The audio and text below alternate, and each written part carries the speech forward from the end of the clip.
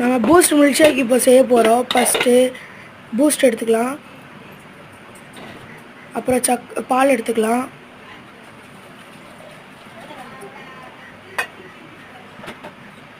அப்புறம் நம்ம சர்க்கரை எடுத்துக்கலாம். நான் வந்து மொத்தமாக 3 ஸ்பூன் யூஸ் பண்ணியிருக்கேன். உங்களுக்கு எவ்வளோ வேணுமோ யூஸ் பண்ணிக்கோங்க.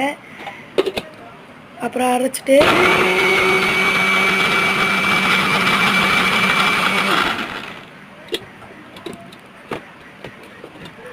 அப்புறம் இந்த மாதிரி வந்ததுக்கப்புறம் நான் ஒரு கிளாஸில் மாற்றிக்க போகிறேன்.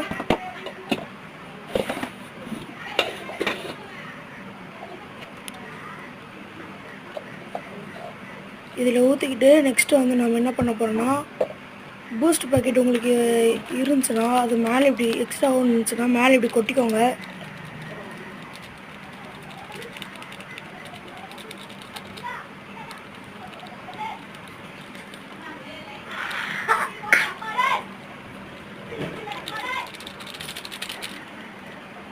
பாருங்க, அப்புறம் நல்லாயிருக்கும் இப்படி கொட்டினா.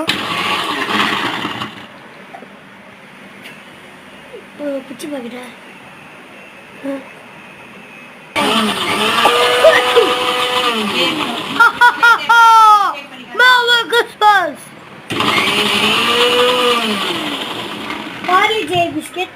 நெக்ஸ்ட்டு நம்ம என்ன பண்ண போகிறோன்னா, நம்ம இந்த ஜூஸை நம்ம தம்பிக்கிட்ட கொடுக்க போகிறோம். பாருங்கள், வெயிட் பண்ணுங்கள்.